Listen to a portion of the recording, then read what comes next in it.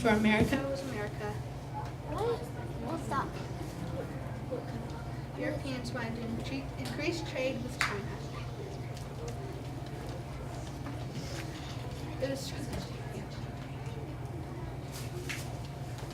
It was difficult for them to travel through Asia on foot, so they decided to travel by sea. Hello, my name is Christopher Columbus, a talented explorer and navigator at your service. I believe there must be an easier way to sail to China. Instead of sailing all the way around Africa, I think if I sail west across the Atlantic Ocean, I will reach India. But I need money for my voyage, so I will ask Queen Isabella of Spain to help me. After many years, the Queen finally agreed to help Columbus. In 1492, Christopher Columbus set sail with his 3 ships, the Nina, the Pinta, and the Santa Maria, across the Atlantic Ocean. At last, I reached India. Look, Indians. However, Columbus did not reach India. Instead, he landed in the Bahamas, and the people he met were Native Americans. Columbus made 3 more voyages back to what he believed was India, but in fact, he had sailed to the islands of the Caribbean and the coast of South America. Hello, I'm John Cabot, a Venetian explorer and navigator. I believe that if you sail west, you will reach India. I will ask the King of England to help me for my voyage. In 1497, Cabot traveled by sea from Bristol to Canada, which he mistook for Asia. Cabot made a claim to the North American land for King Henry VII of England, setting the course for England's rise to power in 16th and 17th centuries. Look, I see the remains of fire, human trail, nets, and a wooden tool. But I don't see any people there. I claim this land for my king. The discoveries made by Columbus and Cabot caused Europeans to Europe to take interest in the Americas. These unexplored lands seem to offer the promise of great wealth.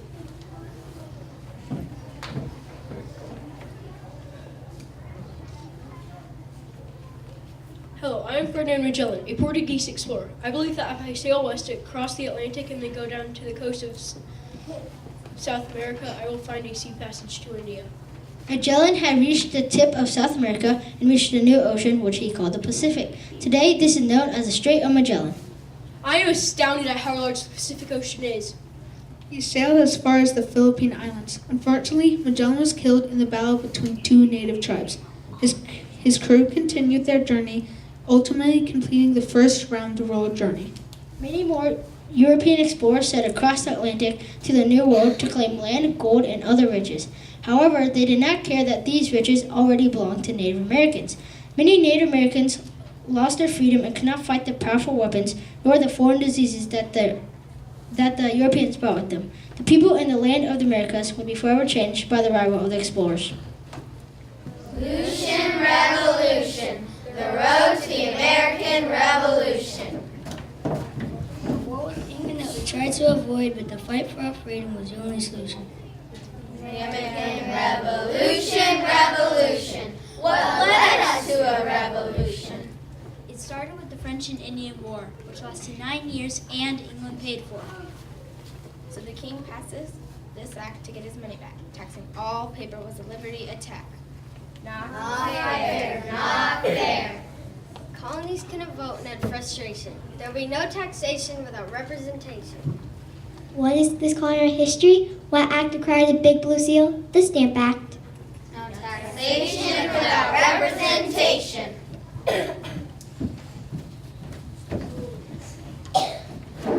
England fought back with the Intolerable Acts.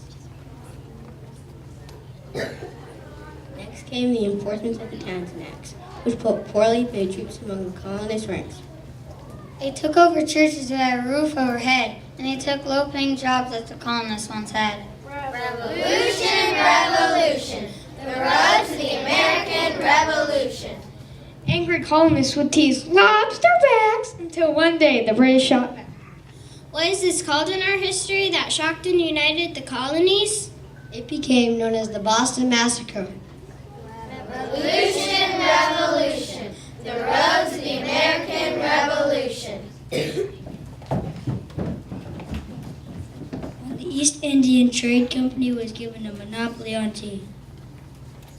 The colonists feared more English control and in protest wouldn't let English boats ashore. Just like Indians, they boarded 3 boats to throw tea overboard and out in the port. No taxation. Taxation without representation. What is this colony history? Tell me now, do you drink tea? That was the Boston Tea Party. I'm of a Carpet Girl myself. Revolution. The road to the American Revolution.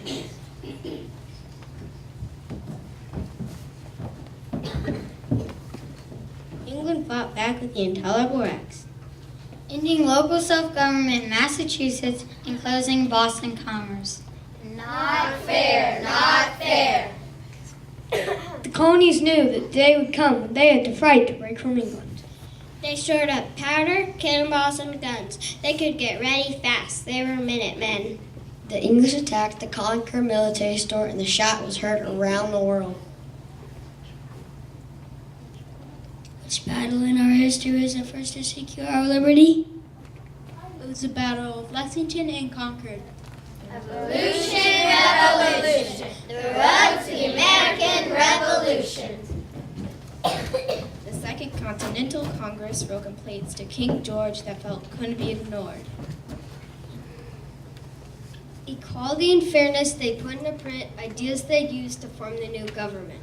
All men are created equal. Liberty, life, pursuit of happiness are some of the things they declared to address. What is it called in our history? The document that says you should be free? That's our Declaration of Independence. Revolution, revolution. The road to the American Revolution.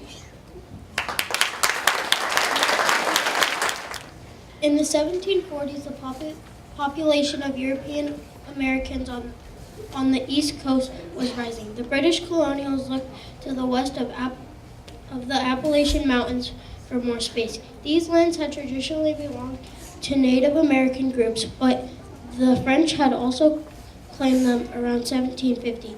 The French and the British began to argue over who owned the land in present-day western Pennsylvania and Ohio. In 1753, the French began to settle the Ohio River Valley, near present-day Pittsburgh, Pennsylvania. The British, who felt this land belonged to the colony of Virginia, sent a young officer named George Washington to the French fort with a letter asking them to leave. The attempt was a failure, and the British and the French continued to fight over control of the land until the war was declared in 1756.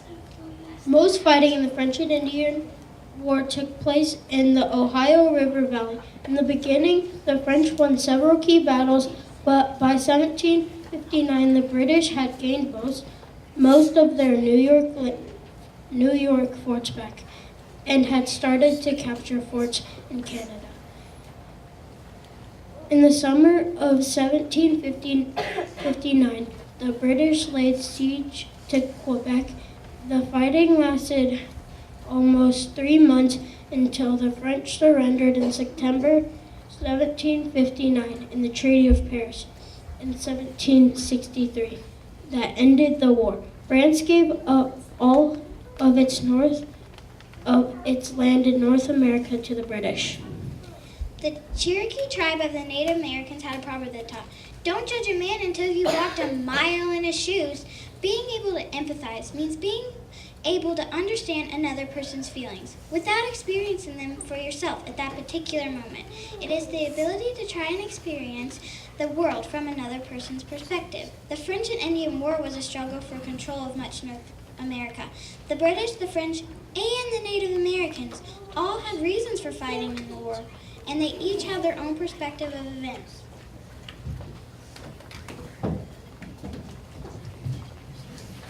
We, the French, do not understand why the British think they own the upper Ohio River Valley. Their claims to these lands in North America does not pass over the natural border of the Appalachian Mountains. We have been in this part of North America for over 50 years, and we are the allies with the Native American troops who have lived on these lands for centuries. And they have granted us permission to build a fort and settlement here. We think the Native Americans and the British colonists are greedy, and we want to take more land that is not theirs. Who do the French think they are? Clearly the land of the Ohio River Valley belongs to our colony of Virginia. We made this clear years ago. They have no right to push us... That was bad. They have no desire to settle this land and make a better living here. All colonists have needs. They want to live in the frontier and have plenty of room to farm and live their lives. We, the Native Americans, are in trouble. Both the French and British are fighting over lands that belong to neither of them. These lands have been our home for centuries. We have shared the lands with the French because they trade and treat us fairly. The British want these lands all to themselves. If they move here, they will force us off these lands. We do not want to choose sides in this war because both the French and British have become greedy. But we must. We will fight with the French to help save our culture and ways of life.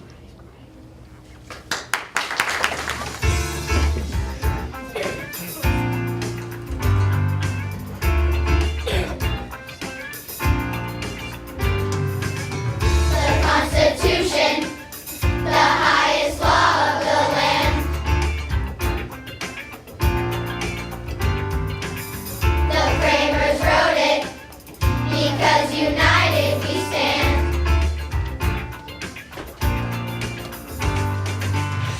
For peace, United States of America. Important structure and separates the powers, oh yeah. To balance the powers of government, to limit the powers of government, government of and by and for the people. The Constitution makes us free.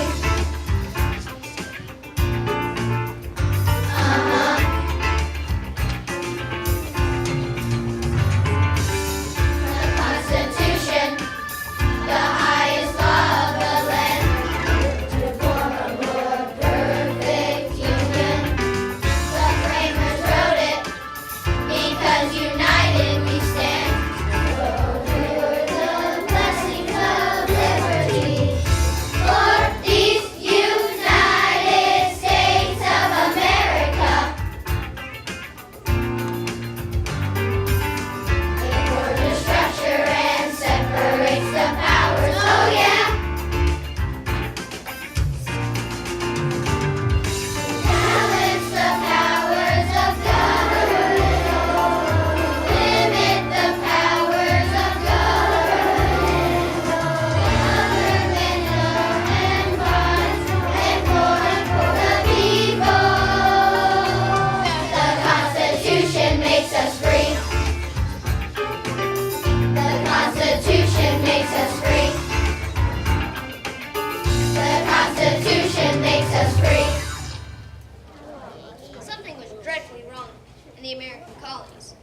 All of a sudden, after over a century and a half of preventing the colonists' self-rule, Britain was exercising direct influence over colonial life. In addition to restricting westward movement, the parent country was actually enforcing its trade laws. Worst of all, the British now began levying taxes against the American colonists. The Stamp Act was passed by the British Parliament on March 22nd, 1765. This new tax was imposed on all American colonists and required them to pay a tax on every piece of printed paper they used. Ships papers, legal documents, licenses, newspapers, other publications, and even playing cards were taxed. The money collected by the Stamp Act was used to help pay the cost of defending and protecting the American frontier near the Appalachian Mountains. What had gone wrong? The British point of view was simple. The French and Indian War had been terribly costly. The taxes asked of the American colonists were lower than those asked of Great Britain citizens. The money raised from taxing the colonists was used to pay for their own defense against the French. Also, the money received from the colonists barely covered 1/3 of the costs maintaining British troops in the 13 colonies. The Americans, however, saw things through a different lens. What was the purpose of maintaining British troops in the colonies now that the French that was gone? Americans wondered about contributing to the maintenance of troops they felt were only there to watch. True, those in England paid more in taxes, but Americans paid much more in sweat. All the land that was cleared, the Indians who were fought, and the relatives who died building a colony that enhanced the British Empire made farther taxation seem insulting. What would happen if the colonists put British on tribal for taxation without representation? Let's find out the different perspectives. All rise.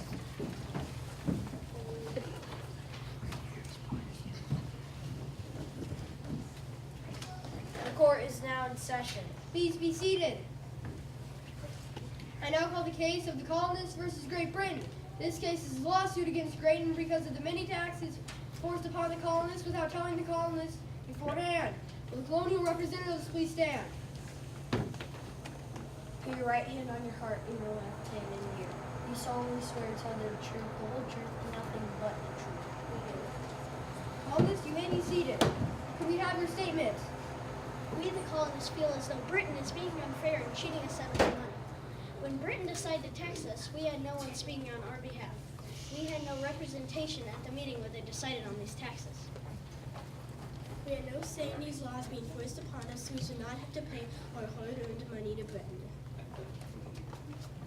Britain has been trying to control our every move for far too long. It is not fair. In order to stop this injustice, it is in the best interest of the public for the jury to find Great Britain guilty of unfair taxes toward the colonists. You will now hear Great Britain's case. Colonists, you may now call your first witness. We call the British representatives to the stand. Will the British representatives please stand? Put your right hand on your heart and your left hand in the air. You solemnly swear to tell the truth, the whole truth, and nothing but the truth. We do. What did you have to do with the taxes forced upon us colonists? We are all members of Parliament, are part of British government, and voted in favor of the taxes. Times are hard in Britain and the government needs more money. We have spent so much money supporting the colonies and fighting in wars that it was time the colonies paid us back. I understand the need for money. We have never been taxed on these things before. It's not fair to start now. We can't afford it. For example, when we started taxing sugar, many of our merchants went out of business because they had to raise their prices in order to pay the taxes. It is not fair to put us out of business. How else are we to pay against the war against the French? If you receive protection from the British Army, you need to help pay for it. Colonists, we're protecting you against the French. The war against the French was fought in the colonies to protect you from the French expansion into the land you wanted. We weren't very concerned about the land because we went to war for you. In Britain, we weren't very concerned about getting the land, but you colonists took it anyway. We sent troops to protect you, and that cost a lot of money. Taxes are the only way we know to make enough money to pay for all of this.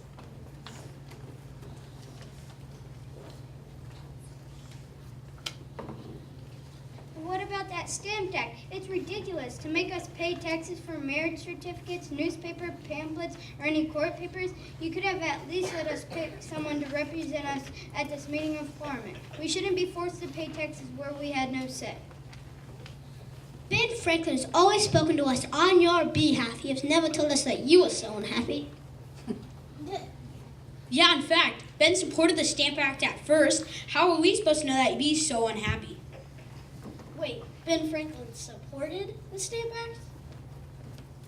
He sure did. Well, until you all made such a fuss about it, then he wanted it repealed. Ben did always see the colonies as an investment in England's future, though it wasn't until he saw how unhappy you were that he started to do something about all of this.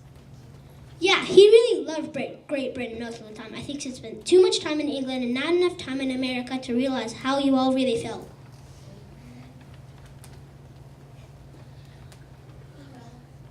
Well, okay, here's your final point. Why did you think it was okay to ban trading countries other than Britain?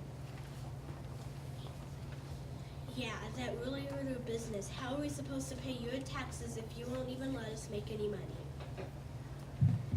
There was getting to be too much competition with other countries for trade. Again, we needed money to get money somehow. If we figured out that you could only trade with England, it would be easier to make money. If you bought and sold goods from other countries, we would lose money. We have no more questions, Your Honor. Do the British representatives have a closing statement? The colonies belong in England, and we have every right to do what we want with them. We have to pay for this war somehow, and if we need to enforce taxes, we will. It's just too bad if you don't think they're fair, because we think they are. The jury will now retreat to come to a decision about whether or not Britain is guilty or not guilty. As the jury, you have the responsibility to decide whether Britain is guilty or not guilty. Please look in your program, cast a vote using the QR code or website listed.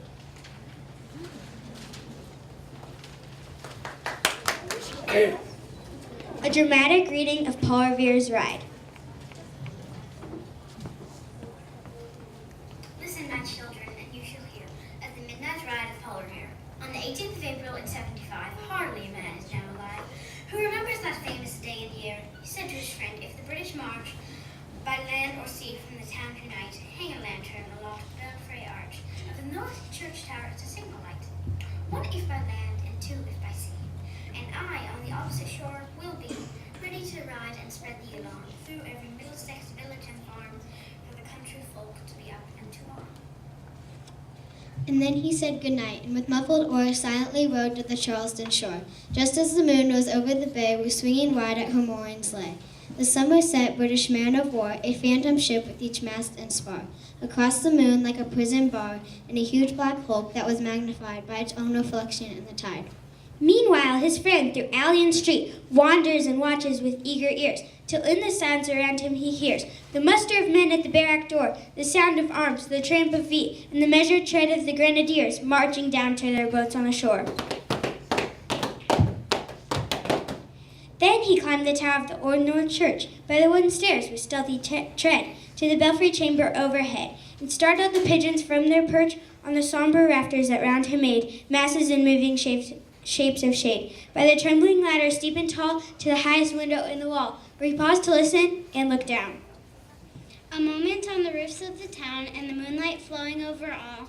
Beneath in the churchyard lay the dead, in their night encampment on the hill, wrapped in silence so deep and still that he could hear, like a sentinel's tread, the watchful night wind as it went, creeping along from tent to tent, and seeming to whisper, all is well.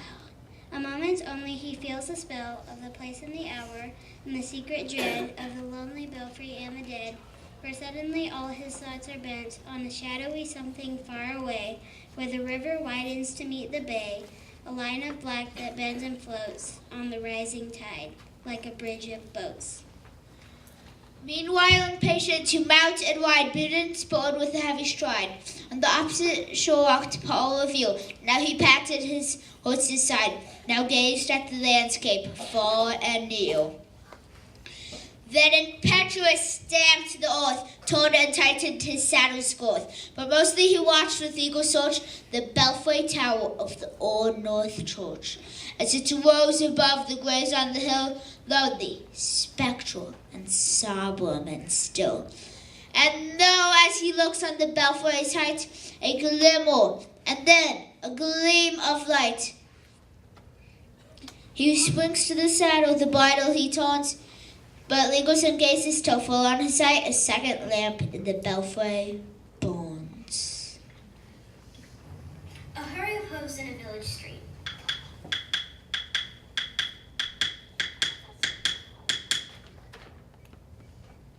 A shape in the moonlight, a bulk in the dark, and beneath, from the pebbles in passing a spark, struck out by a steed flying fearless and fleet. That was all, and yet, through the gloom and the light, the fate of a nation was riding that night, and the spark struck out by that steed in his flight kindled the land into flame with its heat, as he left the village and mounted the steep.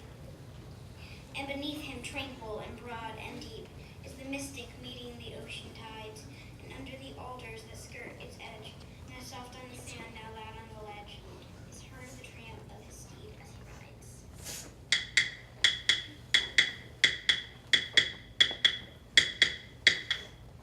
It was 12 by the village clock when he crossed the bridge in Medford town. He heard the crowing of the cock and the barking of the farmer's dog, and felt the damp of the river fog that rises after the sun goes down. It was 1 by the village clock when he galloped into Lexington. He saw the gilded weathercock swim in the moonlight as he passed, and the meeting house windows, blank and bare, gazed at him with a spectral glare, as if they already stood aghast at the bloody work they would look upon.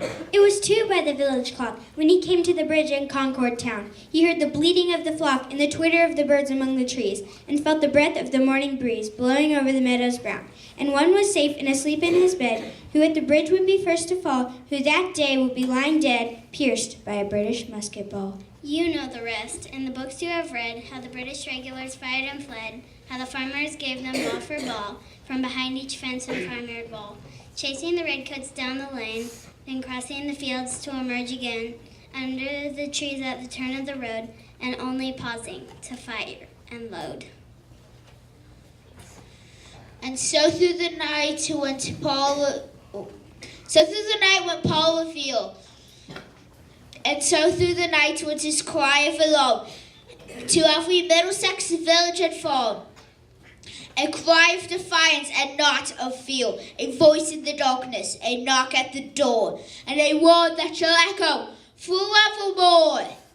For born on the night wind of the past, through our history to the last, the hour of darkness and peril and need, the people will waken and listen to hear the hurrying hoofbeats of that steed, the midnight message of Paul Revere.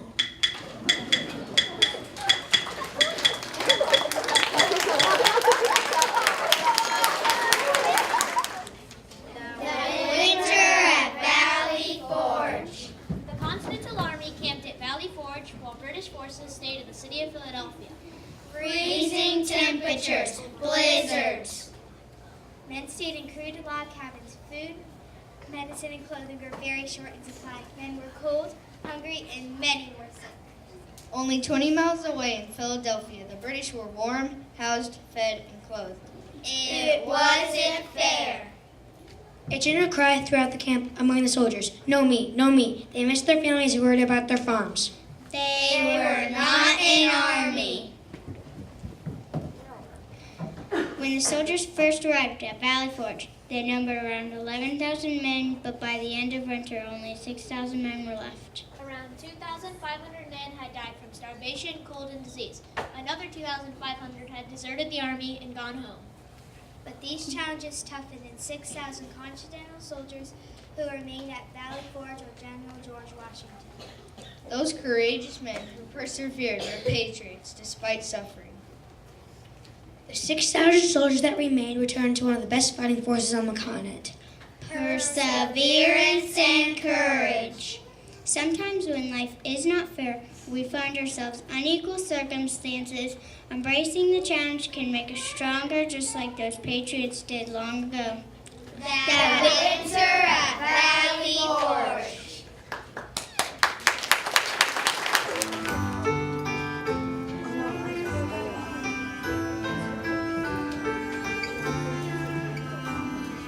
Maybe we're not the same color.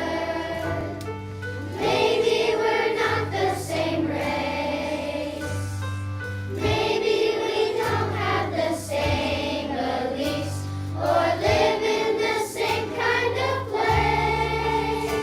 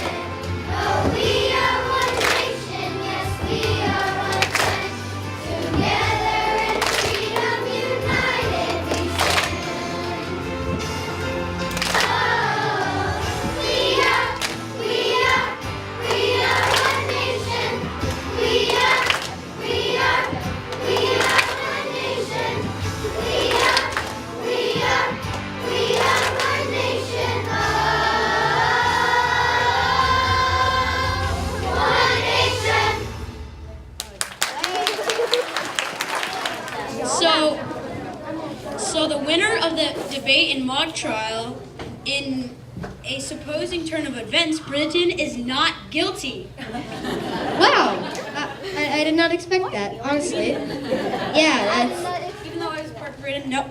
By the way, this is not part of the script. I'm just saying this. This is not planned out. Please, please visit our gallery through those doors. And once again, thank you for coming and have a safe drive home.